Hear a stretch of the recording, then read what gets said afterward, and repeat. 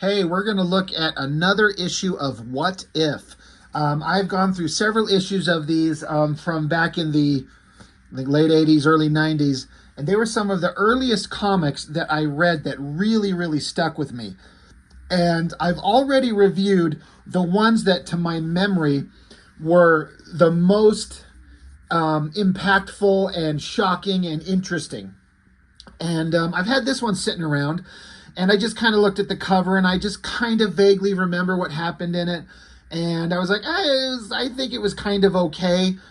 I'll get to it eventually, but my memory wasn't that it was a very good book, or it wasn't as impactful as, like, what if Wolverine was an agent of S.H.I.E.L.D., or what if the Venom symbiote had possessed Spider-Man, or what if X-Men Lost Inferno, which is the book where Wolverine literally ate a newborn infant. Those were all incredible books that were some of my favorite stories I read as a kid, because they took these Marvel characters in often weird, shocking directions. And this one I just kind of forgot about, but kind of going through it again right now, I'm like, God, this was actually pretty damn good. I'm kind of, at best, kind of midway on the artwork. It's fine, but it's not as good as some of those other books. But there are cases, and I've talked about this a lot, where a good story will carry a book, even if the art, I'm not going to say if the art's bad, but if the art is mediocre. I do talk often about how, comics are a visual medium, and you've got to have good artwork to draw the eye of, well, me to start, and then there's just the general public. But what is good art? What I find exciting and interesting, other people are going to think is boring and stupid, and vice versa. So it's a subjective kind of subject matter.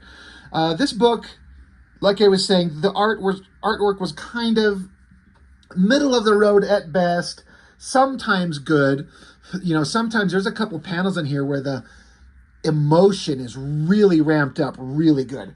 And there's sometimes where it's like a really rough, scratchy kind of look that I'm like, God, could this guy have taken just a few more minutes on the drawing? But the idea, what if Punisher killed Daredevil? We all know, if you're a fan of the Marvel Universe, we all know these characters, and we know the basic kind of interactions between Daredevil, Punisher, and then Spider-Man has to fit into this. Like, they're all New York-based superheroes. They're all street-level physical fighters. Spider-Man's going to be the most powerful. I would argue that Daredevil's the most physically skilled, but is Punisher the best tactician?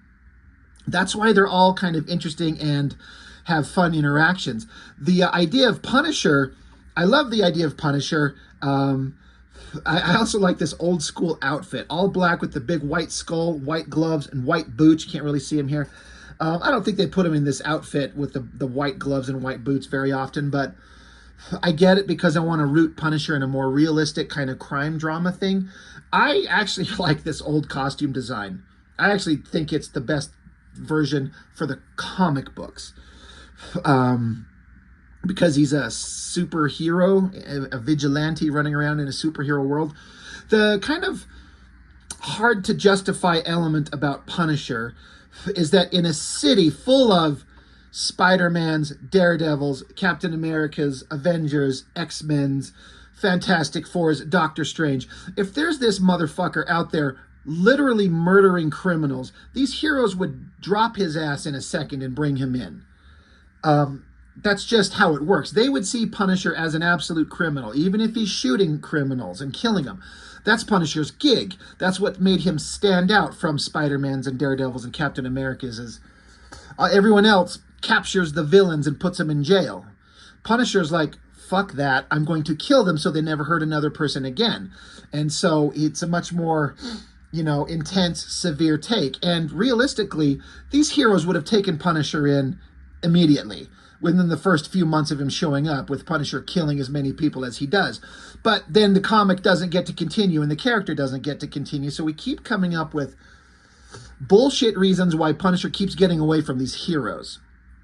And I get it, you got to come up with something to keep Punisher on the streets, and ridiculous excuses as to why the heroes would let him go, or not track him down. Like, they could go to Doctor Strange and he could pull up some kind of magical spell and find Punisher immediately. You could go to the Fantastic Four, and Reed Richards would just walk over to a computer with this hyper-advanced super technology, push a button, and say, "Where's Punisher?" And it would track him down instantly. Captain America, if he put his mind to it, he'd go walking the streets and have Punisher found within a couple of days at most. Like, these guys would find him. But I also like the kind of story point that it makes is that Punisher's also really smart. Not only is he just trying to avoid criminals, but he has to avoid capture from all the heroes that reside in New York. So it creates an interesting dynamic, even if it's contradictory and doesn't make sense. But, so the comic starts out, Kingpin, you know, crime lord of all of New York, big, evil, horrible piece of shit guy, doing evil criminal stuff. This is one of the weakest ass, laziest fucking skyscraper building shots I've seen. Panel 1 of page 1, and this artist is like half-assing it hardcore. But while they're having criminal, you know, connections and conversations here, a guy runs into the room and says, "Boss," like to the Kingpin, "Boss, you got to hear this." And Kingpin grabs him by the throat and starts crushing his throat and says, "You know how I feel about men who interrupt meetings." And then the bad guy, the little lackey, he's like, but what if it's something really important? What if it's something you'd want to know right away, no matter what? Kingpin says, "What if indeed? And what would this what if be that I would be so eager to hear?" And the guy's like, what if? Again, the title of the book being worked into the dialogue, I think it's actually really genius. Written by Kurt Busiek. I hope I'm saying his name right. I didn't know who he was at this time. He eventually built a big name for himself in the future, writing some of comics' most acclaimed works and being, one of the big writers. Luke McDonnell, never heard of him, is the artist. Pencils and inks. Janice Chiang, letterer. Tom Vincent, colorist. So a bunch of people I don't know except the writer.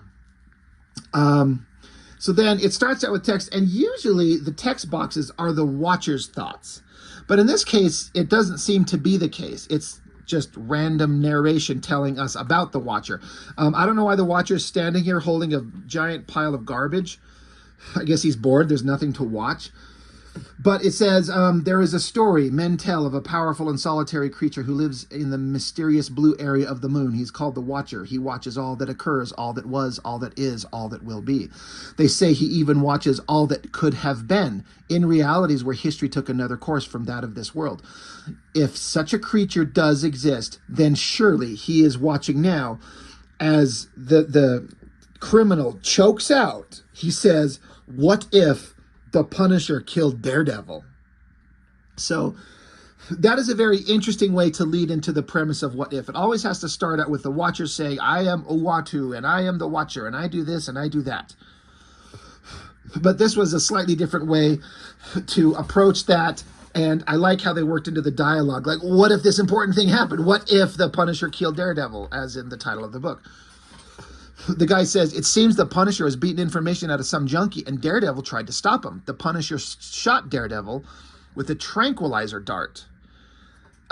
He probably just wanted Daredevil out of his face, but something went wrong. Daredevil was too close to the edge of a roof, and he just fell off." Now, Punisher, he doesn't want to kill the heroes. He understands that they're good men and women, but he wants him out of his goddamn way because he's going to do what he wants to do. So that's why he shoots Daredevil with the tranquilizer. Now, you could argue a million times over that Daredevil's too fucking good, too fast, too sensory aware to get shot by a tranquilizer dart. But 99 out of 100 times, yes. But there's one possible time in an alternate universe where Punisher got a quick drop and Daredevil just did not move well enough, quick enough, fast enough, in time, gets hit with the tranquilizer, makes him woozy, and he's too close to the edge of the roof, and he falls to his death. So Punisher did not mean to do this. And he's yelling, "Oh shit, Daredevil, no, god damn, fuck. But it's done. And so now, as the lackey is explaining to Kingpin, he's like, "Here's the weird part. The docs at the morgue, they found out who he really was. Turns out he was some lawyer named Murdoch, a blind guy. So now the secret identity of Daredevil is out, and all the problems that creates when Matt Murdock is a lawyer, and all his cases that he's been involved in, everyone he's put in jail is now subject to mistrial and release. Kingpin sits in a chair quietly, and I really like this shadowy look on his face, and Kingpin says, very well, this is what we will do. So Kingpin's making plans because Daredevil's been like one of his biggest, adversaries, if not the biggest. So back at Nelson and Murdoch, all his kind of friends and close, people within his life, including Foggy, they're like, I can't believe this. Like, we knew that Matt Murdock was strong and he was capable, but he couldn't be Daredevil. Like, how could this be? Knock at a window, it's Spider-Man. He comes up to Foggy and says, is it true? And they're like, yeah, it's true. Like, Matt Murdock is Spider-Man, or Matt Murdock is Daredevil. Daredevil's dead. Punisher killed him. And so Spider-Man is pissed. He says, he was a friend to me, both as Daredevil and as Matt Murdock. He was a good man. His death won't go unavenged. You have my word on that. So then Spider-Man's web slinging away. He's talking about Punisher as his responsibility. He said he fought Punisher when he first showed up. And Spider-Man says, I should have closed him down. But he says, but deep down, I guess I thought he was necessary. He did what the police couldn't and what I didn't dare do.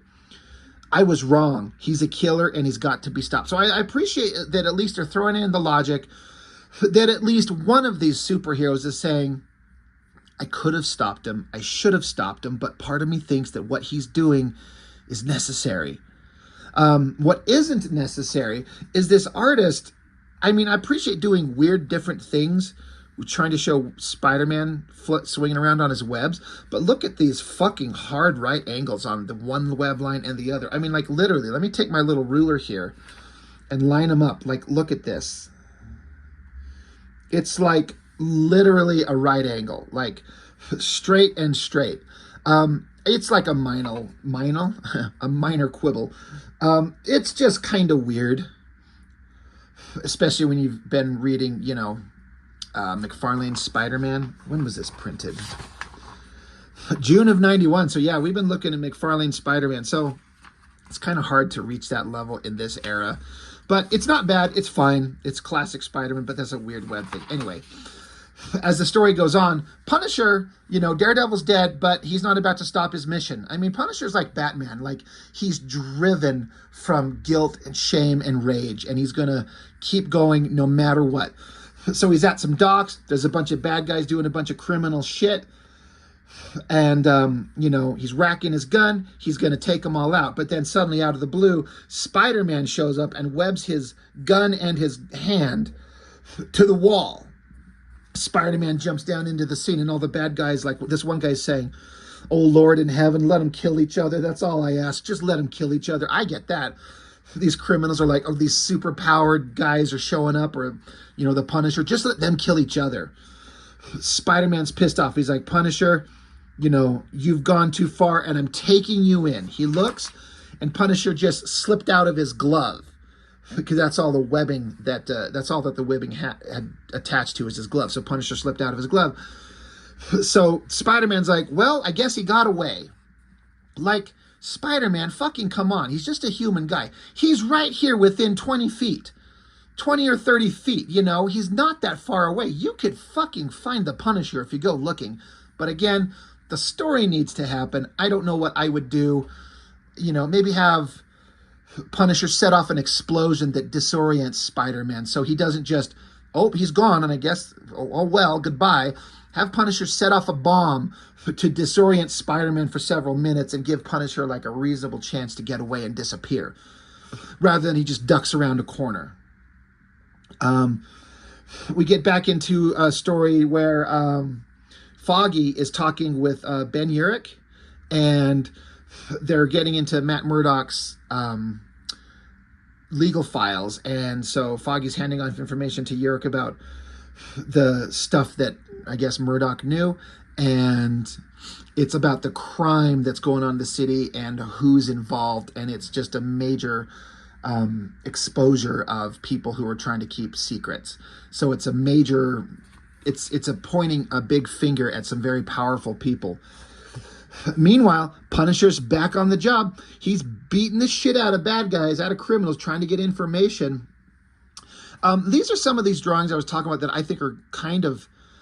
The drawings are not very good on these faces, but the blood and the kind of the look of beaten shock on his face, it kind of works as far as an emotional impact. And this look of Punisher's face right there actually looks really good. But Spider-Man's there again, taps him on his shoulder. Punisher looks, and Spider-Man beats the shit up. Bam, good hard hit. And so Spider-Man's pissed off. Again, he's let Punisher get away. Spider-Man's all about guilt. And that's his whole reason for existing, right? With Uncle Ben, and should have done this thing and another person wouldn't have died. So it makes sense that Spider-Man is just beyond livid about this. Another person is dead because he didn't do a thing he should have. So Punisher says, that's one more criminal you let go free, Spider-Man, or don't you fight crime anymore. Spider-Man's like, the only criminal I see here is you. You murdered Daredevil, and you murdered a superhero. So Punisher's saying to himself, well, I don't think it's Punisher's inner monologue. It's just the narration of the book, saying how Spider-Man's powers seem to be knowing that he knows if an attack is coming. No, it's Punisher narrating. It says that. Punisher's saying, I got around that once by tranking him in midair when he didn't have the leverage to dodge. But Spider-Man's not dumb enough to fall for that trick twice. So they're acknowledging how, again, like Daredevil, Spider-Man's too goddamn powerful. He's got his spidey sense, his precognition. It's almost like telepathy in a way. He'd see anything coming, so it's almost impossible to hit him. In fact, he'd be harder to hit than Daredevil. But they're both practically impossible for just a regular human to nail, right? So Punisher's saying, like, he's shooting tranquilizer darts, but he's saying the one time he got him, Spider-Man was in the air, and so he didn't have, like, a wall to pivot off of or a web line to pull off of to move, though you could say that Spider-Man could just contort his body and twist and flip, but still, you could nail him once. But, you know, Punisher's acknowledging Spider-Man is not falling for that a second time, and, you know, Punisher's saying, Daredevil's death was regrettable. I did not intend it. And Spider-Man doesn't want to hear that. He's like, oh, that makes it okay. You make me sick. So Spider-Man lands on the wall and notices that Punisher's out of tranquilizer darts. So Spider-Man's still a little naive. He's like, oh, you're all out of tranquilizer darts? You're all mine, Punisher, all mine. Charging at him. I don't know why. I just this instant, I thought that, like, I had a thought. My thought is, like, the shadowy version of Spider-Man covered in shadow makes him look really intense and almost scary. Spider-Man's a very happy-go-lucky guy, but when he gets pissed and when he gets mad and his rage takes over, he can be kind of scary. And Todd McFarlane on Spider-Man would have Spider-Man in shadows all the time, heavily shadowed, just his eyes showing, looked very intense and almost scary. So it just occurred to me, what if McFarlane drew this story? God damn, that would be good. That would be really neat. But anyway, Spider-Man's charging, and Punisher says, I have a backup plan. I always have a backup plan. This is important to the story coming in the future. He says, I don't want to use it, but that's what backup plans are for. So he reaches behind him. Now, Punisher should be strapped with multiple weapons at all times. Pulls a gun from behind him and shoots. He says, I don't have tranquilizer darts anymore, and he can't dodge. The idea is that he's jumping through the air. So again, Punisher nails one of these heroes. And you could argue a million times over that Spider-Man would have seen it coming. He would have seen it with his spider sense. He would have been able to dodge out of the way. But in this case of this story, we just kind of have to go with it. Punisher shoots him and catches him in the shoulder. It's not a lethal wound, but it's bad enough to make him stop. Although I think I've seen Spider-Man take a lot more damage than that. But in this story, it's like Spider-Man's shocked that he's shot. And Punisher's saying it's a shoulder wound, it's messy, not fatal. He's going to lose a lot of blood. So Spider-Man runs off and says, I've got to get help. Now, with the amount of rage that Spider-Man should be feeling, a simple shoulder wound, with his speed, his strength, his webs, he could take out Punisher in an instant rather than jumping away to get away. But Punisher's like, he's lucky, he'll survive. But he says, well, not if he keeps exerting himself that way. And then the implication is that Spider-Man hits the ground and fucking passes out. And bystanders find Spider-Man's bleeding body on the ground. Now, again, it's a shoulder wound. And again, we could argue that there's no way Punisher would ever nail him, but we have to make the story happen some way. So this is that alternate universe 1 in a million chance where it actually connects. And so Punisher's taking out Daredevil. Daredevil's dead and knocked out Spider-Man. Shit's going to be going rough. We're back with the Daily Bugle. They're talking about the stories that are going on and all the crazy things that have been revealed about the criminal underworld. But then there's an important story that just come up that J. Jonah Jameson is very, very interested in. He's like, this is page 1, front cover. Put it on the front right now. What is it? Spider-Man is hospitalized by the Punisher. And it's revealed that Spider-Man is Peter Parker. It's put right out in the news because, Spider-Man passed out in a way that should never have happened, would never have happened. Spider-Man's taken way more damage than a gunshot wound to the shoulder. That would hurt me or you, but not Spider-Man with his powers. Anyway, but the point of the story is to reveal his identity to the world. And J. Jonah Jameson, being the piece of shit that he can be, he just puts that information out there. What is the fallout of that? Well, Aunt May, she gets a newspaper and she sees it. And this is where she finds out that her sweet nephew, Peter Parker, is Spider-Man. And then in the very next panel, some of the criminal underworld, once that information is out there, they fire a fucking rocket launcher into her house and kill her. So Aunt May is dead. So now we cut to a scene where Captain America, Hawkeye, and Johnny Storm from the Fantastic Four are talking with some government guy. They say it happens with cops. Some lowlife murders a cop, and then the rest of them are out for blood until the killer's brought in. I expect it's the same way with you people, but that's not going to happen. Not this time, not while I'm mayor.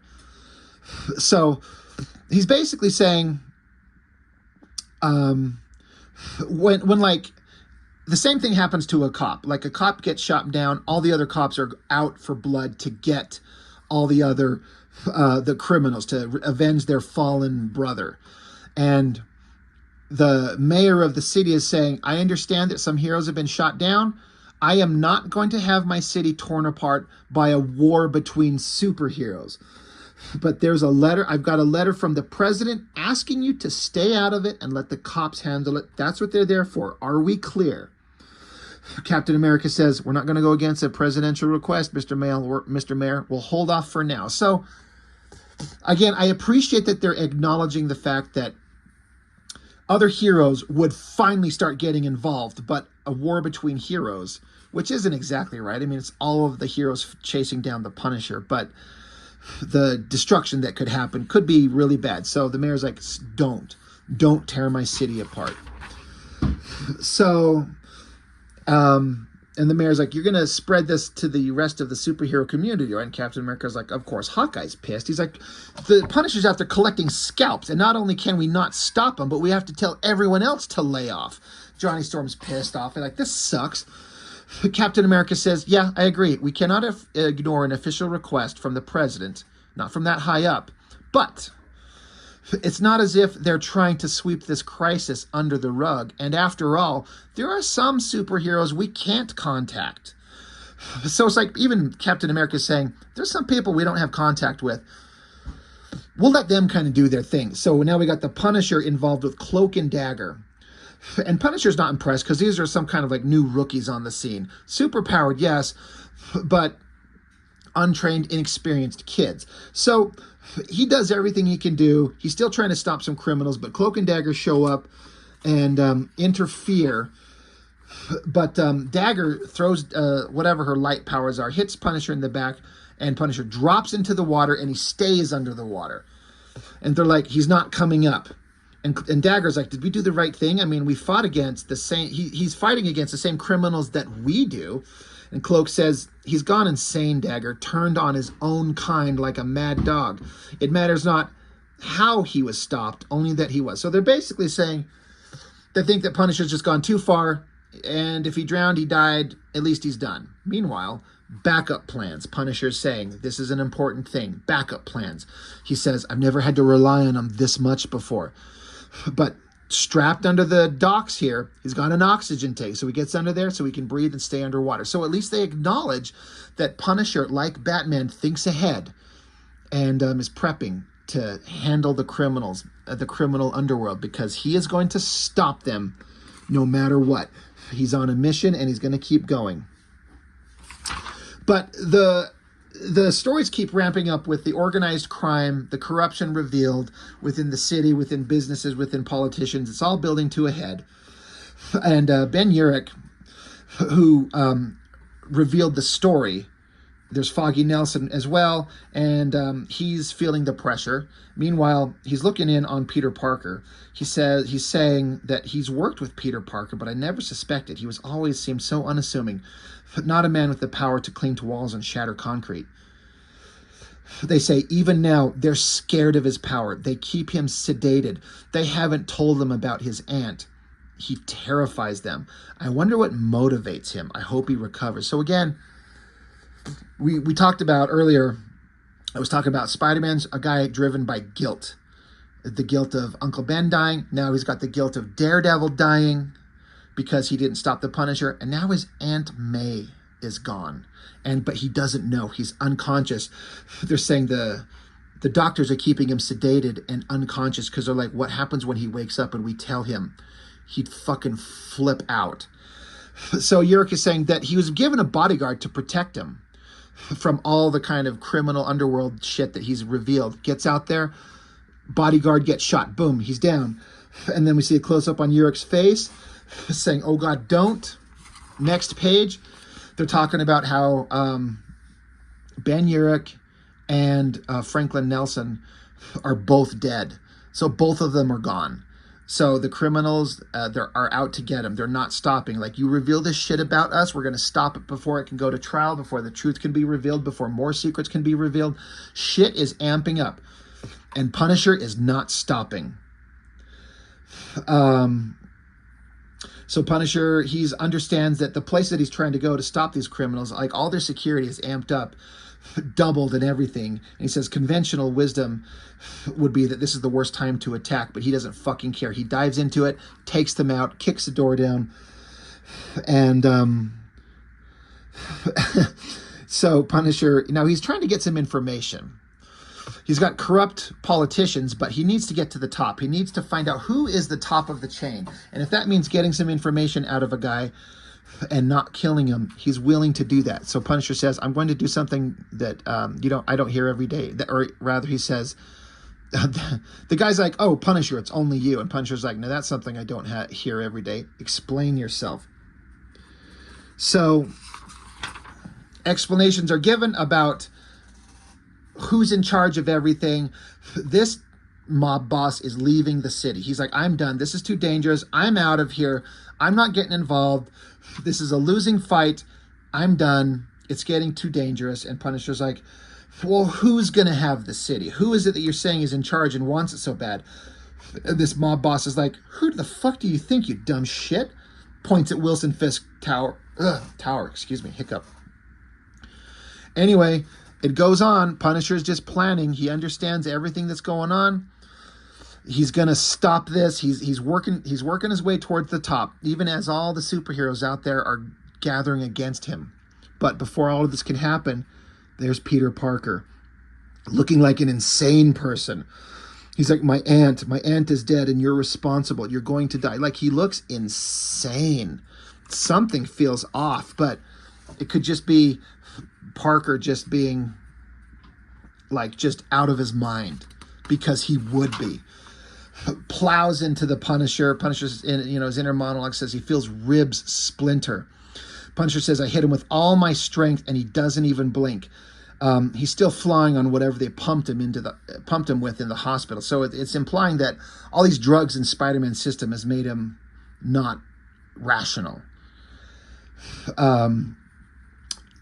Parker hits Punisher again. Punisher's saying, I never realized he was this strong. He must have been holding back all those other times. So Punisher's realizing that, yes, Spider-Man is insanely powerful. And he could have killed Punisher with a single punch 1,000,000 times, but he's been holding back. So Punisher says, I've got to take every advantage. So he plows into his chest hard. He hears some bones give. But now all it does is just piss off Peter Parker. Parker smacks him into the face, hits a concrete wall, and now Parker's dragging Punisher's barely conscious ass up the building. And Punisher's like, Parker, stop. And he's yelling to Parker. He's like, listen to me. It's about your aunt. Listen to me. Because Parker is super fast. Like, he climbed up this wall and is going to throw Punisher off this roof of this building. And it says, he hesitates. His sanity breaking through, maybe? My desperate shouts confusing him? It doesn't matter. He's giving me an opening, a chance. No choice. I take it. I take it for all I'm worth. So Punisher pulls his gun and empties the magazine into Parker's body. Just fires every bullet into Peter Parker's body while he had a moment of distraction. And Peter Parker is dead, just filled with bullets. Punisher saying, I tell myself I had no choice. It was me or him, but it doesn't change anything. He's still dead, and I wish he wasn't.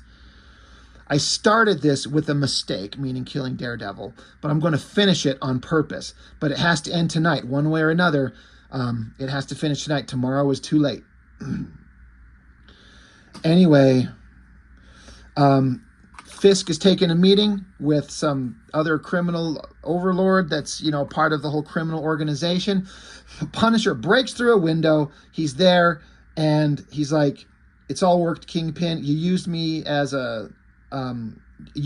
gave everyone something to focus on while you eliminated your rivals and bought yourself a mayor. Congratulations. So Kingpin's ultimate plan was to manipulate everything, to have all the heroes focused on Punisher, while he manipulated things in the background, behind the scenes, to advance his own criminal agenda. Punisher's like, my guns are lost, broken, or empty. A knife is all I've got.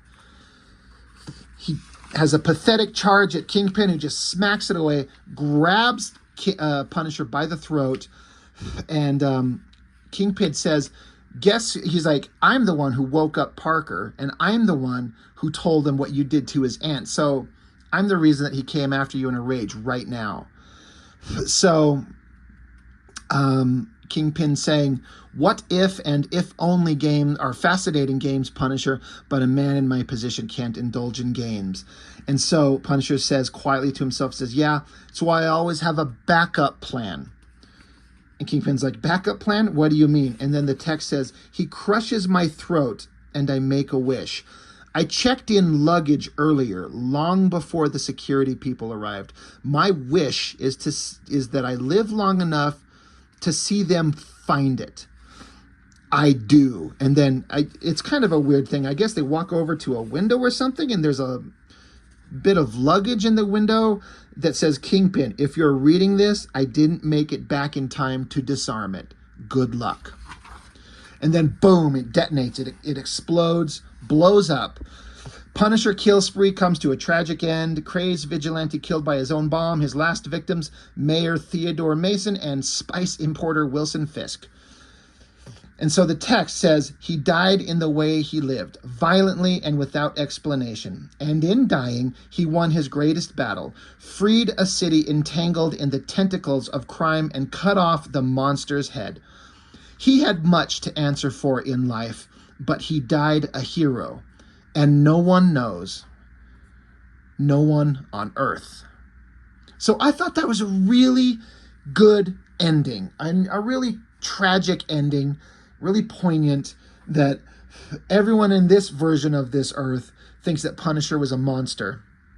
And he's not. It says here he has much to answer for in life, but he was doing nothing but trying to stop criminals to make the world a better place. And he did it, but no one knows. But the Watcher knows. And so I thought it was really well written. Kurt Busiek can write a hell of a comic. I've read some of his stuff. I haven't read everything. But anything I've read of his, I don't ever remember thinking that it was kind of boring or bad. I think he knows what he's doing. And this is a really good issue of What If. Taking an alternate kind of version on the lives of these characters that we know so well. And staying basically true to their characters and who they are. But having horrible things happen and see what they would do in the case of these horrible things happening. I also think it's kind of funny that it's the whole title of the book is "What If Punisher Killed Daredevil?" Daredevil's not even in it. He's in for like 2 panels, 3 panels where he gets shot, he falls off a roof, and he's dead. So he's not even a character in the book, but his presence is the catalyst for all these horrible things to happen, and it's basically a conflict between Punisher and Spider-Man. So really well done, really enjoyable. I like this a lot. So it's a really good issue of What If. I really enjoyed it, and imagine if this was like a movie that they could make. Make this movie. Good God, that would be badass. But that'll never happen. So anyway, that's all I've got for now. Thank you for watching. I appreciate it as always. I'll see you next time.